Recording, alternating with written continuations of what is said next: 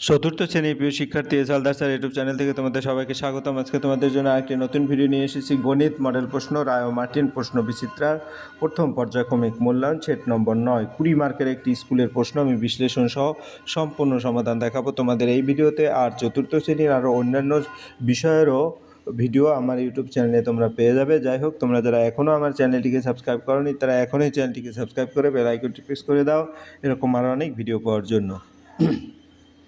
প্রথমে দেখতে পাচ্ছ এই প্রশ্নটি এসেছে শ্রীরামকৃষ্ণ শিক্ষালয়, হাওড়া প্রাথমিক বিভাগ এবং বীরভূম জেলা স্কুল, অর্থাৎ দুটি স্কুলে এই প্রশ্নটি এসেছে এবং এটা স্ট্যান্ডার্ড মানের প্রশ্ন। এখানে টোটাল 5 দাগ নম্বর পর্যন্ত প্রশ্ন আছে। 1 দাগ নম্বরে হচ্ছে 60টি প্রশ্ন, হাফ করে মার্ক 3.5 এরকম করে তোমরা দেখতে পাচ্ছ।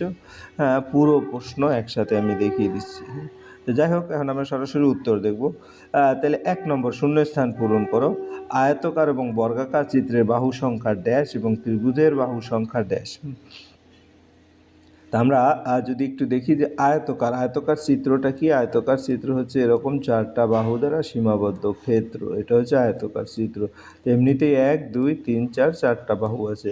আর ত্রিভুজ হচ্ছে 3টি বাহু দ্বারা সীমাবদ্ধ ক্ষেত্র, অর্থাৎ এটা। তাহলে আমরা উত্তরটা কি লিখব, যে আয়তক্ষেত্রে বর্গক্ষেত্রে বাহুর সংখ্যা 4টি, হ্যাঁ, আর ত্রিভুজের বাহুর সংখ্যা 3টি হয়ে গেল। এরপর 2 নম্বরের প্রশ্ন, 4 এবং 3 উত্তর হবে। 4 অঙ্কের ক্ষুদ্রতম সংখ্যা থেকে 3 অঙ্কের বৃহত্তম সংখ্যা ড্যাশ কম। 4 অঙ্কের ক্ষুদ্রতম সংখ্যা হচ্ছে 1 লিখে 3টা শূন্য, এবং 3 অঙ্কের বৃহত্তম সংখ্যা হবে 999। তো 4 অঙ্কের 1000 আর 3 অঙ্কের হচ্ছে 999। তো 1000 থেকে 999 বাদ গেলে থাকবে 1, তাহলে পার্থক্য হবে 1। এরপরের প্রশ্ন, ভাজক ভাগশেষ এর থেকে ড্যাশ হয়। ভাজক ভাগশেষ ভাগফল এগুলি ক্লিয়ার তোমাদের বুঝতে হবে। তাহলে আমরা যদি একটা ভাগ অঙ্ক দেখাই, যেমন 5, আর এখানে 21, এখন 4 5 20, আর এখানে ভাগশেষ থাকলো 1। তাহলে ভাজক সবসময় এই ভাজক হচ্ছে 5, ভাগশেষ 1, উদাহরণস্বরূপ বলতেছি। তাহলে সবসময় কি হয়, ভাজক বড় হবে ভাগশেষ থেকে, ঠিক আছে। তাহলে উত্তর আমরা বলবো বড়। ওকে, এরপর আমরা পরের প্রশ্ন যাব। বছরে ড্যাশটি মাসের দিন সংখ্যা 30 হয়। আমরা যদি দেখি, বছরে 30 দিনের মাস হচ্ছে এপ্রিল, জুন, সেপ্টেম্বর এবং নভেম্বর। তাহলে 4টি, তো উত্তর হবে 4। এরপর পরের প্রশ্ন, 4 7 6 3 সংখ্যাটি শতক এবং দশকের ঘরে স্থান পরিবর্তন করে নতুন সংখ্যা তৈরি হলে আগের সংখ্যা এবং নতুন সংখ্যার পার্থক্য। তাহলে 4 7 6 3 আসল সংখ্যা হচ্ছে এটা, এবং নতুন সংখ্যা হবে 4 6 7 3, কারণ পরিবর্তন হয়েছে। তাহলে দেখা যাচ্ছে বিয়োগ করলে যদি দেখি, তাহলে 4 7 6 3 এবং 4 6 7 3 বিয়োগ করলে 90 হয়, অর্থাৎ পার্থক্য হচ্ছে 90। এরপরের প্রশ্ন, 198 মাসে কত বছর কত মাস। তাহলে 1 বছরে 12 মাস হলে 198 মাসে 12 দিয়ে ভাগ করব। তো 12 গুণ 16, এটা হবে 192, অর্থাৎ 192 মাস হয়ে যাবে। 16 বছরে 192 মাস, বাকি থাকলো 6 মাস। আমি তোমাদের যদি একটু দেখিয়ে দেই, 12 ডিভাইডেড 198, তাহলে 12 একে 12, তারপরে 7 8, 6 12 72, তাহলে বাকি থাকলো 6 মাস। তাহলে 16 বছর 6 মাস, উত্তর হবে 16 বছর 6 মাস। এরপর পরের প্রশ্ন, একই দিনে 1 AM এবং 1 PM এর মধ্যে পার্থক্য ড্যাশ ঘন্টা। তাহলে একই পার্থক্য 12 ঘন্টা, কারণ AM এবং PM এর 12 ঘন্টা পার্থক্য। এবার 2 নম্বরের প্রশ্ন, ঊর্ধ্বক্রম অনুযায়ী সাজিয়ে লেখো। তাহলে আমরা যদি দেখি, 5 0 2 4 5 2 4 0 0 5 4, ঊর্ধ্বক্রম অর্থাৎ সবচেয়ে ছোটোটা আগে। তাহলে প্রথমে এইটা সবচেয়ে ছোট, তারপরে গিয়ে হলো তোমার এই 4 2 5 0 এটা, তারপরে হচ্ছে 5 0 2 4 এটা, তারপরে 5 2 4 0, এভাবে হবে, ঠিক আছে। ছোট থেকে বড় এবং বড় থেকে ছোট, ঊর্ধ্বক্রম অধক্রম দুটোই। তো একটা পেয়ে গেলে লাস্টের এইটাই বড়, এটা প্রথমে, তারপরে এটা, তারপরে এটা, তারপরে এটা, এভাবে তোমরা ছোট বড় থেকে ছোট লিখে দেবে। এরপরে ভাগ করো, 1706কে 14 দিয়ে ভাগ। তাহলে ভাগ যদি করো, আমরা ভাগ প্রক্রিয়া সরাসরি দেখিয়ে দিই। 14 দিয়ে 1706কে যদি ভাগ করি, 1706, তোমরা ক্লাস 4-এ পড়ো এখন, তোমরা 16 ঘরে 14 ঘরে নামতে পারবে।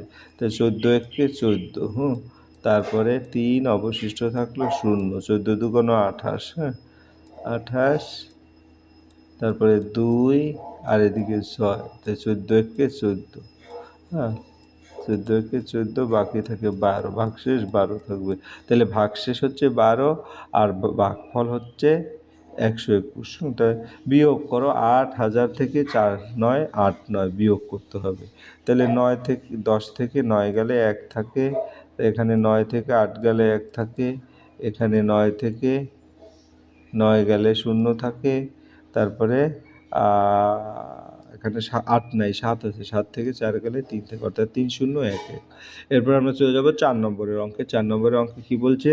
সমস্যাগুলি সমাধান করো। তুমি হাওড়া স্টেশন থেকে দুপুর 12:40 ট্রেনে চেপে বিকাল 3:30 বোলপুর স্টেশনে পৌঁছাতে পারলে তুমি কত সময় ট্রেনের মধ্যে ছিলে? তাহলে 12:40 মানে 1টা, 12:40 থেকে 1টা মানে 20 মিনিট, 1টা থেকে 3টা মানে 2 ঘন্টা, অর্থাৎ 2 ঘন্টা, এবং 3টা থেকে 3:30 মানে 30 মিনিট। তাহলে 2 ঘন্টা 30 আর 20 50 মিনিট, মোট সময় 2 ঘন্টা 50 মিনিট। তুমি প্রতিদিন গড়ে 9টি করে অঙ্ক করো, তাহলে তুমি এই বছর ফেব্রুয়ারি ও মার্চ মাস মিলিয়ে মোট কতগুলো অঙ্ক করেছো?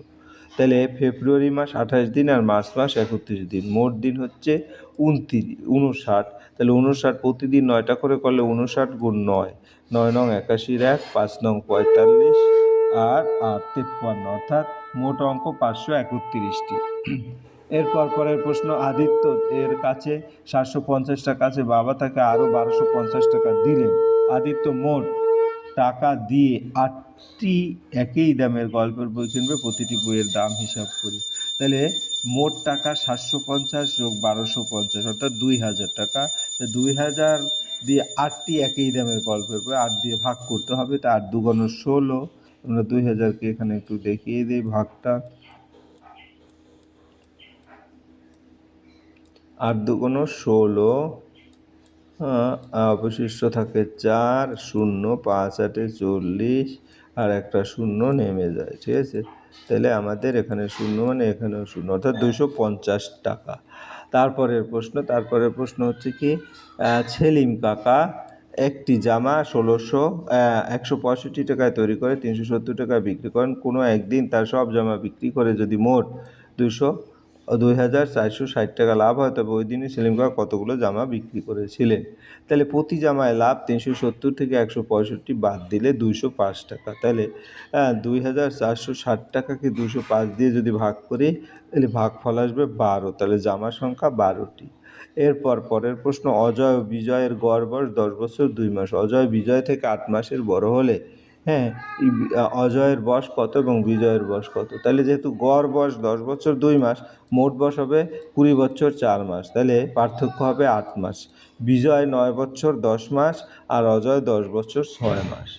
এরপর পরের প্রশ্ন আমরা 5 নম্বরের প্রশ্ন দেবো, ফাঁকা ঘর পূরণ করো। তাহলে ফাঁকা ঘর যদি দেখি, 3 4 7 5 2, আমরা অঙ্কটা দেখে আসি। 3 4 3 4 7 5, তারপরে 1 ফাঁকা ঘর, 3 ফাঁকা ঘর। তাহলে ফাঁকা ঘর পূরণ করলে যে রেজাল্টটা দাঁড়ায়, এরপরে পূরণকৃত সংখ্যা 3 1 2 6 0 0। এরপরে আমরা যদি দেখি পরের যে অঙ্কটা, 6 বছর 0 মাস 5 দিন 2 বছর 8 মাস 10 দিন। তা 6 বছর 0 মাস 5 দিন 2 বছর।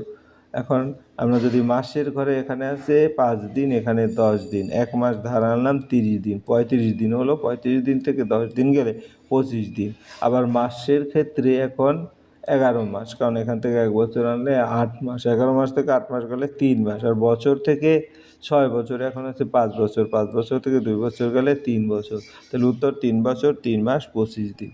এই ছিল টোটাল প্রশ্ন এবং তার উত্তর। আশা করি ভিডিওটি মনোযোগ সহকারে দেখলে ফুললি প্রশ্নের উত্তরে ক্লিয়ার বুঝতে পারবে। পরিশেষে বলবো, ভিডিওটি দেখার জন্য অসংখ্য ধন্যবাদ। ভিডিওটি